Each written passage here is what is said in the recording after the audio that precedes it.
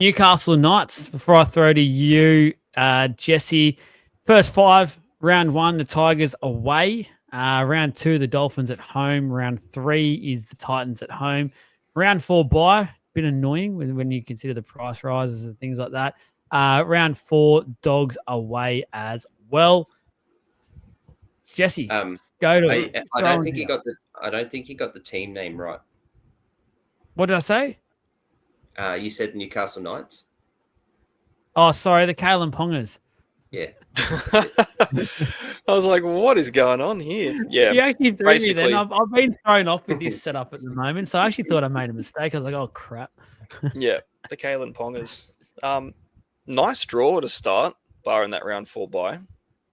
I really don't mind that at all. We can start off in the old hooker slot. Riley Jones, 214k. Matt Arthur, 232. Phoenix Crossland with a dual halfback hooker, 341.8. And Jaden Brayley at 414.7. Okay. Joel? I just wanted to go back one step. I want to talk a little bit more about this fixture first because I can't look at my phone, obviously. One of you might have to do this. But just looking at the first 5, I know there's a lot of people out there saying this about their draw, saying how nice it is and stuff.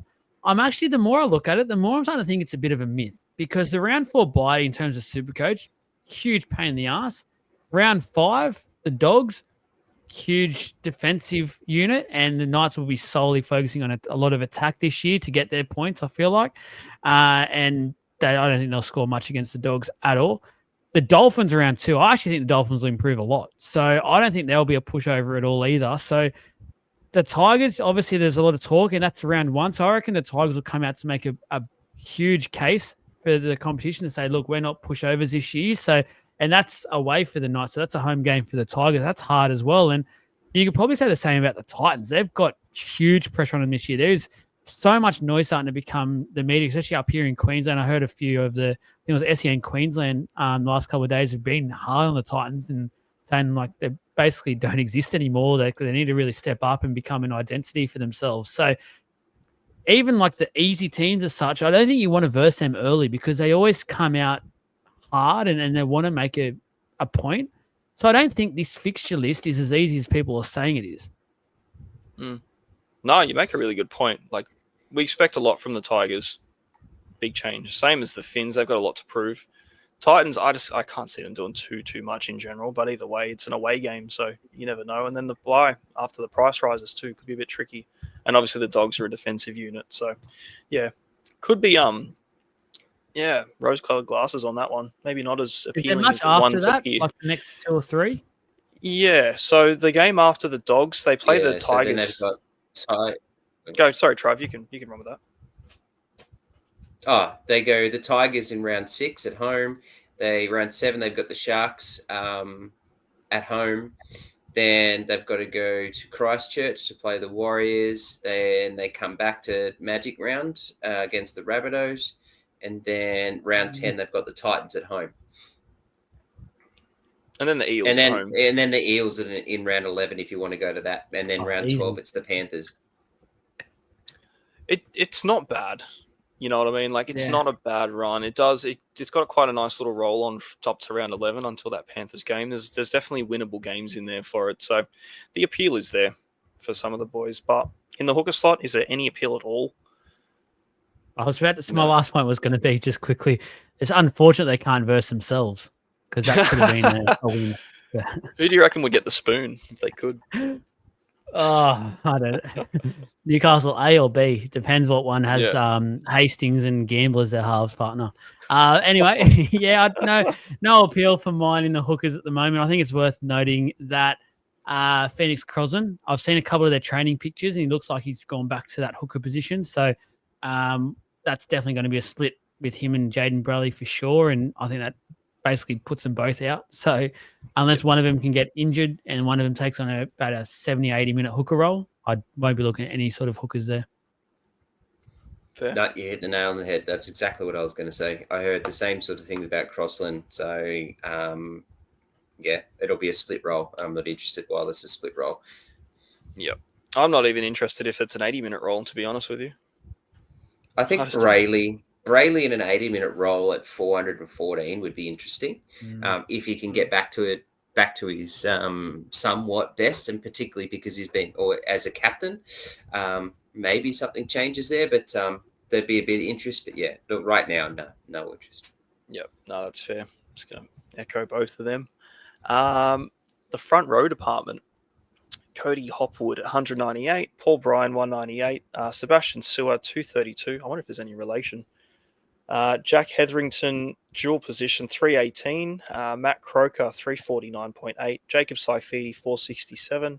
And Leo Thompson at 494. Easy. No. I was going to say, doesn't scream anything to me. Yeah. Leo Thompson, could you humour it? No. It's just a lot of money there. We tried to humour it last year and no one got anything for it. So yeah. Look at the ownership numbers. The most owned player in this is actually 2%. So, yeah, it's going to be a very quick glaze over the front row position. There's really not a lot happening. 2 RFs. Sort of opens up a bit. Tyrone Thompson at 198. Jermaine McEwen at 198. Francis Manulelu, 214. Thomas Cant, 274.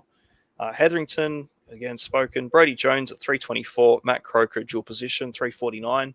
Kai Pearce-Paul at 529, Tyson Frizzell 528, Adam Elliott 561, and the big man Dylan Lucas 616. Now we've got Dylan Lucas up on the screen here. Dual position, 2RF, center wing. God, he's a freaking monster. Mm-hmm. He's a demon. Sold him a car once.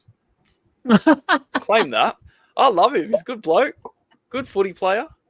I love the duel. I just want him to get a bloody position. I want him to lock that stuff in because I really like it, especially early days. Trav, what are your thoughts, man? Joel's lost it. There's what sort of car did he buy, first of all? He bought an MG. Which one? I won't disclose too much information. Oh, come on. How much did he pay for it? You're not giving us his number plate. No, it was top of the line model, actually. It was in the small SUV range, but top of the line. Electric? A not credit card. Nah, not electric. Turbo. I have interest in him at centre wing. I'm not interested in him at 2RF. 63 average is a good point. 616K is a lot of money, but there's so much chatter around how much better he's going to get. I've seen so many good statistics about him that he's certainly on my radar. I haven't picked him at the moment. He's on 9% of teams. He's got so much potential. The problem is that he plays for the Knights, and I'm just not interested on really anyone bar 2 players on this Knights team. And unfortunately for him, I'm just not interested until I can watch them play. I'm laughing at the Tyrone Thompson pick for 5%. So just so that everyone knows, Leo Thompson's leaving, so that Newcastle Knights play of getting his brother in is not going to work. So he's more than likely not going to play. So yeah, those 5%, have a think about that. And surely he's not enough because he's got no dual position and he's only 2RF. They've picked the wrong one. Yeah. There's only a slight difference in price too. Adam Elliott, I'm not interested in. Other than that, no, I'm not interested in anyone. Dylan Lucas, but I'd put him at the centre. Yep. Joel?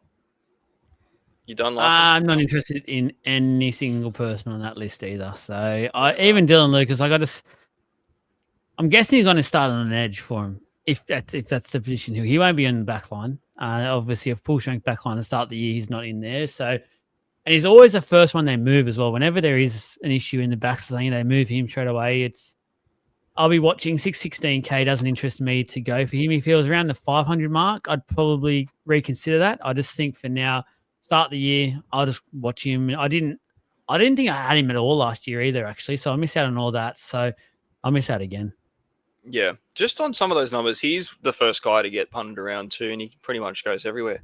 It doesn't bother him at all. His output actually increases when he goes to the center, which is madness. So starting edge spots last year, he averaged 66 with a 55 in base. Starting centre spots, he averaged 67.2 with a 47.2 in base. So a bit more attack. Mate, he's averaging 66, 67, going off that, slightly underpriced. It just depends where he goes. Like, does he start? Does he come off the bench? Because obviously the centre spots are pretty much taken with Best fully fit again and Gagai. There's so much there for him. I think he's got a massive future. Again, it's the Knights though. So Just like, to clarify, yeah, like I would play him as a centre wing in Supercoach. He's not a centre in the Knights team. So just want to clarify that. The other thing too that we've all got to remember is that not only does he play for the Knights, he also plays for Adam O'Brien. I was about to say that. So there's a whole nother playing field there as well, and what's going on there. And he's certainly someone to watch. But I'm not picking him until some things change or I see something drastic change in that list and that team. Knowing Adam O'Brien, they'll come out at the start of the year. Frizzell and Jack Hetherington will be the edge back rollers. I thought you were going to say they're training in the halves. All that. Who knows? So, yeah, I can't do it. Can't trust Adam O'Brien. No, that's fair. No one else in the 2RF screaming to you? No, everyone's at their price, aren't they? There's no real upside in any of the guys. They're kind of priced accordingly. The halfback dilemma, the halves gamble. We got Phoenix Crosland as a duel. We've spoken on him. Jack Cogger, Jackson Hastings, gamble, price. We've spoken about this a zillion times. They're not an option. Price point, Jack Cogger, 401k. Jackson Hastings, 554. Cogger's a duel as well, which is kind of handy. So if he does get a starting spot, he actually could be quite a nice little option as a dual 5'8". Was he always a 5'8"? He's never really been a 5'8". He just sort of slid into there was a Nathan Cleary in the Panthers team that he wasn't getting the jersey. I'm just trying to think about the Supercoach app. Has that been updated to give him a 5'8" spot? Or has he always had that? Or am I just blind and I didn't notice? Because I actually don't mind that pickup, to be fair. I must have never seen it. Because you would have to think that he's going to get a spot. Surely it's coming. Trav, you got Adam O'Brien. We keep saying O'Brien. Adam O'Brien. So you can't really rely on anything, can you? I think everyone knows by now. We've said it enough on the podcast and at posts and stuff. We believe, well, I'm talking for majority of us here at League of Inches, I believe, that we think it should be a Cogger halfback, will price 5'8" to start the year. That's where we would go for as a majority here on the page and for us three here. So, but I'm more that's than not what Adam O'Brien is. No. So there's also a dude that's not even got that label. Who they're talking about putting in. So exactly. And this is the shambles that we've got, right? Is that you just don't know. So at this point in time, steer clear of every single one of them until you get to TLT. And even then, TLT is not going to tell you anything. I'd steer clear until round 5. Like you just because you don't bloody know. Like they're going to have the first 3 rounds. Maybe he trials a few things. The bye, he goes and practice. He doesn't like it. Takes a couple of weeks, practices it, and round 5 comes up. You just don't know with Adam O'Brien, and you don't know what's going to happen with that team. And and as you said, there's 5 or 6 that can be just floating around, and we've still got Sharp, and he's not even labelled as that. He's labelled as a setter. So, to end this conversation, because I think we've wasted too much breath on it. Just steer clear until halfway through the year, and you know what's going on. Yep. Avoid at all costs. Save headaches. 5'8", just to mention them, obviously Will Price is in there, 310. Tyson Gamble, 418. Cogger, we just spoke. Price is 7%. Looking for that cheap 5'8" option. Just go cheaper. Just nuff it if you're going to go 310. It's probably not going to get a start realistically. So there's no one cheaper than him. That looks like any one option anyway. To the centers. DeCourcy, 198. Taj Annan at 214. Greg Marzu. Jeez, it jumps, doesn't it? Straight to 500k. 513. James Schiller. Raiders recruit, 515. Bradman Best, 564. Dylan Lucas, 616. Fletcher Sharp, dual position fullback center wing at 636. And Dan Gagai at 694. Well, we were just talking about Fletcher Sharp. Obviously, all reports are he's training in the 5'8". He can't get 5'8" dual, even if he does actually start there and it looks like he's going to be a 5'8", but I still think his appeal would be in the center wing regardless. But the the man on the screen that we've got, obviously not Ponga in the text, Marzu being forgotten about. He's 11% owned at the moment, so he's definitely not forgotten about, but heavily, underpriced, undervalued potentially on what he'd done in 2023. Trav, what are your thoughts on Marzu? I know you've had him in a few sides. I have. I'm very keen.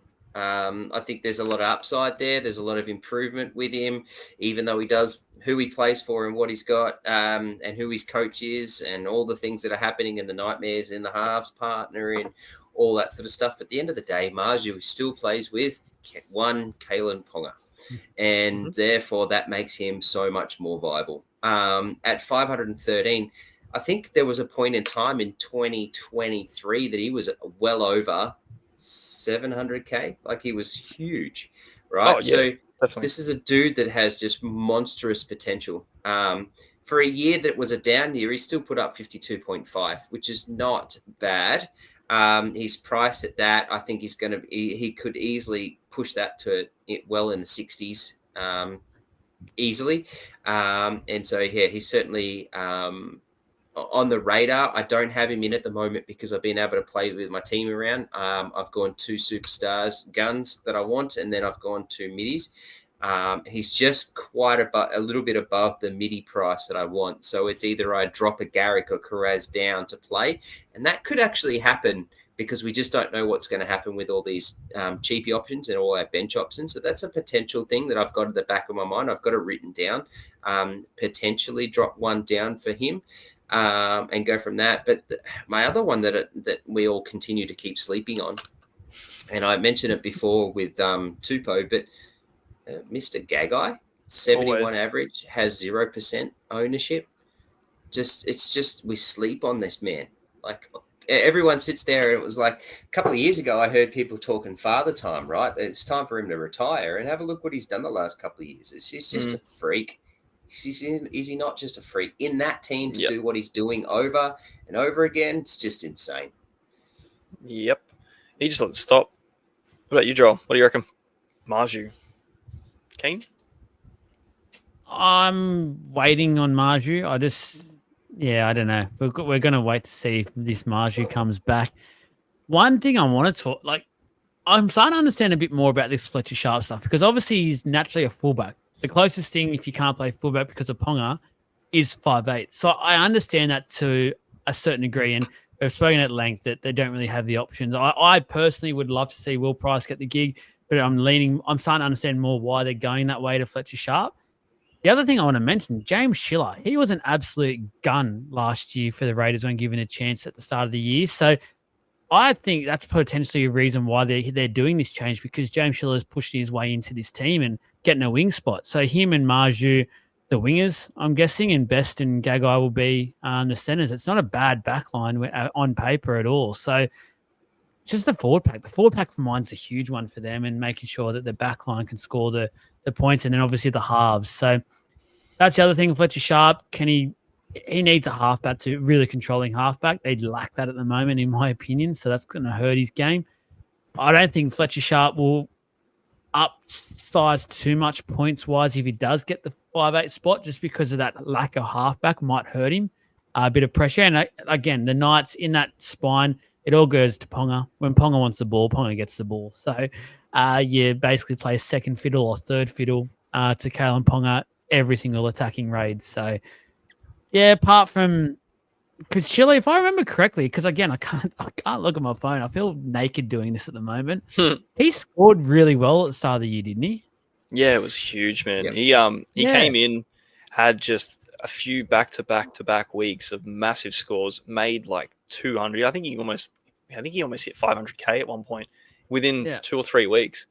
And then Ricky dropped him because I think he signed for the Knights. So he's just like, oh, see you later. On you go. He went 77, 112, 69, all in 80 minutes. Actually, the 69 he did in 90 minutes. And then he got against the Broncos and Sharks 35-36, and then didn't play again. Yep. So he just went from 238.9 to 468. It was actually 473 if you got off a bit earlier. But yeah, he was just this instant cash bump. So, and that's what we were saying too with the cash. Is like they just come up. They just sort of come out of nowhere. You jump on, make sure you get the right one. You've got a couple of weeks to watch them if they do come out of nowhere, and you get a shiller. Very quick, easy cash. But yeah, I kind of like what you're thinking there, Joel. That would be really nice. And I think Schiller, might even be an option. But again, obviously, we just have to see what happens with him. But yeah, to Marzu's price, he did peak in 2023 at 759 and then started 24 at 789. Now we're looking at him at 513 asking questions. It's like, God, what do you mean? This guy's a freak. But yeah, you just got to get that base up. And I think a lot of it comes down to Best as well. Obviously, Best played 17 games, so it was still there for quite a good chunk of it, but it just tapered down. We expected so much from the left edge. It was always just left edge for Ponga, and then everything seemed the other way. Mike just went tumbling. But Tagagai, he's a freak. He's a 70-point average player, and he doesn't seem to ever get owned by anyone. So yeah, hyperpod, if anything. And it's really hard to always get because he always floats at that price because he never does. He never plays a bad game, right? So he never drops. But then when he has monster games, which happens every now and then, it keeps him sort of price. So he's really, you just can never get him. So it's just funny with his ownership. His lowest price last year was in round 13, 619.5. Like, that's still so expensive. Like, he just never drops. It just doesn't happen. It was just a gradual drop, and he ended up going up. He's finished the season at 660, but he went back up to 675 and 686 at one point. So he's always there or thereabouts. It's just so dear. It's just, and I'd love to have him 1 year, just because exactly. You're running out of time. I know. It's pretty much the last year to do it. It's like having Yo in your centers. You just get a 70 every week. Don't worry about it. No Origin either. No, well, not anymore. Hey, I suppose that's pretty much it for the centers. Moving on to Go to him. The man in the screen, the big boy, Kalen Ponga, 790k. There's also Connor Vitano as well, 198. But the man is Kalen Ponga. Sorry, the Connor. guy we're talking about. Sorry, Connor. Sorry, Fletcher Sharp would be there too. So yeah, Ponga, 790. He's 100k cheaper than he was last year. Trav, no brainer. What do you reckon? It's not a no brainer because I'm finding other ways to find others, and I can't have all of them. But I'll say this very easily. I don't think anyone can really do anything wrong in their fullback with a combination of Drinkwater, Ponga, Turbo,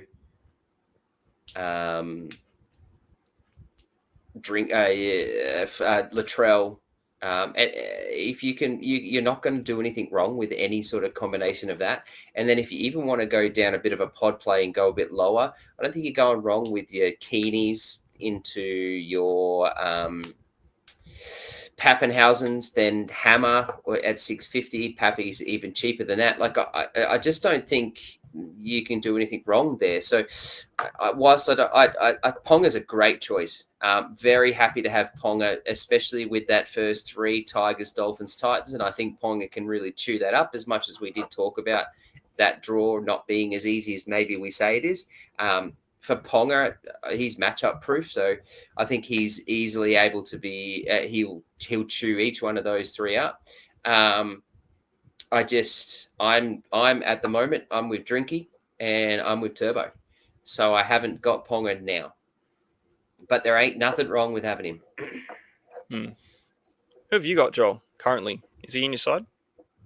I've got Drinky, Turbo, and Ponga in my team. So yeah, I love that trio. Yeah, I rock the same at the moment. I love him. I love the thought of having Ponga. There's just now a smallest concern now having Fletcher Sharp at 5'8", just because Fletcher Sharp's a quality player. He's actually a live wire. He'll be thereabouts on the ball. He'll be picking up some of those balls from forwards and stuff and being there and being that sort of player that scoots through if there's a break, where normally that's like we see the fullback do that so many times where they just draw and pass the fullback and under the sticks they go. There's a real possibility that's because Fletcher Sharp's close to the play.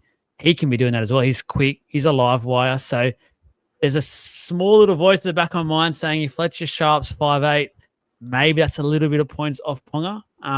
I don't think it's much to stress too much about, but it's just a little thing where I'm going, oh, there is a couple of other options out there that I might go for, but at his price point, it's a Kalen Ponga. I did mention that draw isn't as good as you think it could be. At the same time, it's Kalen Ponga. So you just know what he's capable of. You know he'll be able to tear most defenses apart. But then again, we go back to the Adam O'Brien point. We go back to the halves dilemma. We go, it's all over the shop, but at the end of the day, it's Kalen Ponga. He's in my team. Yeah.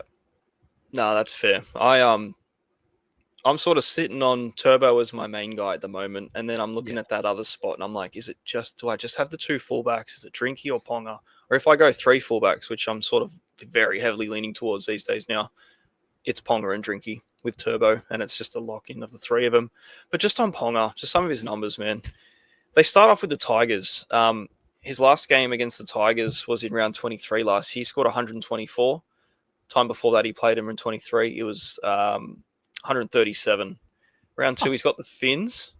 Last time he scored, it was the last round 27 against them. He scored 106. The time before that against the Dolphins, 121. Then he's got the Titans. Last year, 118. The year before, 114. Like, we're talking, this guy's probably going to come out of the gates absolutely screaming. And then you look at his average. He averaged 80.7, but that's with that game where he was injured as well. So you got to take that shocker of a game where I'm pretty sure I captained him for a 14. So take that. So the question is then you've got all this wonderful stats and there's all these wonderful points, right? And pretty much the majority are going to fullbacks. So who do you not play? Because we spoke how much we want to have Drinkwater in the Cowboys time, and last week we spoke about how much Turbo is a must-have. So who doesn't come in? And you have to find. So then for you to have three fullbacks, you've got to find another $790K to put him into your flex spot. Yep. So then you've got to try and you're playing around with everyone. Like it's. That's where I look at these three guns in the fullback and I just go, well, I'll just take a little bit of money out of my hooker and I'll take a little bit of money out of my second 5'8" because these positions suck most of the time, and you make it happen. And we've got the luxury of making it happen this year. And I think the more I think about it, the more I think it's rude not to, in a way, because they're just so good. And it's like, I'm really struggling. If I had to choose two out of those three, I'm struggling.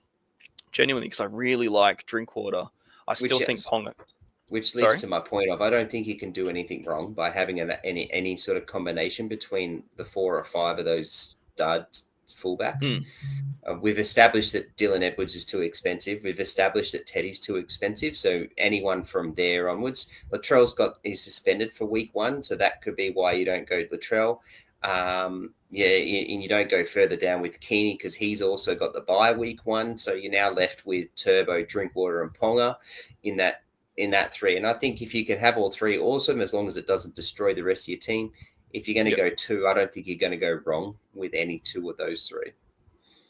Yeah, I feel like as well, one point to that, and one way I feel like you can make this 3 fullback situation work, and it's what I'm playing with now. And I've got an idea in my head, and I know we were huge on Blake Brayley, and I love the fact that you just pick him and that's it. You don't have to worry about trades. But the Roosters we just spoke about, they don't have their first buy until, what was it, round 10 you mentioned? So I feel like with Sandon Smith, with that hooker position, there's a realistic chance that him and Brayley can almost score identical points throughout that first 10-week period. And by then, you've got a really cheap hooker there who I don't want to play 2 hookers at all for the first 10 weeks. I don't want to play 2 hookers probably for the whole year. So I'm starting to think nuff out 1 hooker spot and just chuck a 198 guy on there and have Sandon Smith as my hooker. He's potentially should be goal kicking, 80-minute halfback or 5'8", should have majority of the reins for the team. There's all of a sudden 350, 400 odd K freed up from going down to Blake Brayley. That's a huge bit of coin that I can now play within my team to make it even stronger while having 3 fullbacks. And if you don't have the 3 fullbacks yet, that helps you get to that third really strong fullback. Mate, I don't know the game, but I know it. So you got, I mean, and there's options. So Greg Brady's 518. You can go down to Moser at 312. You can go to Mamazelis at 302. Go to Sandon. Just go it. Oh, Don't worry everyone's already got Sandon Smith. So you've got to try and find that second spot, right? So it's How many about have who him they at are. hooker 1 though? Because Yeah, I just go see hooker him. one, go. I can straight up see him being your hooker, straight Yeah. start hooker at 237 or whatever his price is. Peanuts. I'm doing it. Start him because Jesus, like he could definitely Gordon do worse. Chan Kumtong is 232. Where it is that he's going to Yeah, he's starting at Crocus. hooker Crocus because of out. Croker's injury. Simply. So There's definitely options. You could easily do it. And I think if you were starting Sandon Smith as your starting hooker, I actually don't think it would be a very bad play. Genuinely, and you're banking 300k minimum if you're looking at those 500 guys. So, yeah, it's easy money. You can definitely get all three of them. But yeah, just like I was saying before, you take that injury game out for Ponga. Going back to him, he averages basically 86. He's pretty much averaging what Dylan Edwards is getting, and he's 50k underpriced off one game. And that's why I'm like, God, it's really hard to avoid him because I paid 100k dearer for him last year. First player in my side, no questions asked, and both me and you, Joel, were so high on Ponga. I'm still as high on him as I was last year too, to start with. So, yeah. God, we can get all three now. And the round 4 bye, it probably makes it a bit easier to deal with if we're going to have both Turbo and Drinky in our teams as well. So it's going to hurt a little bit, I guess, points-wise that week with the flex not having that extra strong fullback, but you'll make it work. It'll be okay. I think at the end of the day, Ponga is almost a must-have as well. Just trade him down to a Yongi. Yeah, by round 4. Bank you got the dogs 600k. coming up. You got the Sharkies. Yeah, why not? God, that would be. I reckon there'll be people that do it too. But yeah, I don't know. I can't sing his praises anymore. 33% owned. He's quite high up there in the fullback ranks. He's what is he in the overall for the fullbacks? He's the third highest owned fullback outside of Ayongi and Tom Turbo. So I can see that being a very popular combination between Turbo, Ponga, and then Ayongi in the flex. I can see that being very heavily owned in those three, and it drops off quite a lot after that. You know, Latrell in 30%, and then the next one's 10, and that's Reece Walsh. And even still, there's so many better, more appealing guys below that, but. That's basically the side, I would say. We've sort of gone through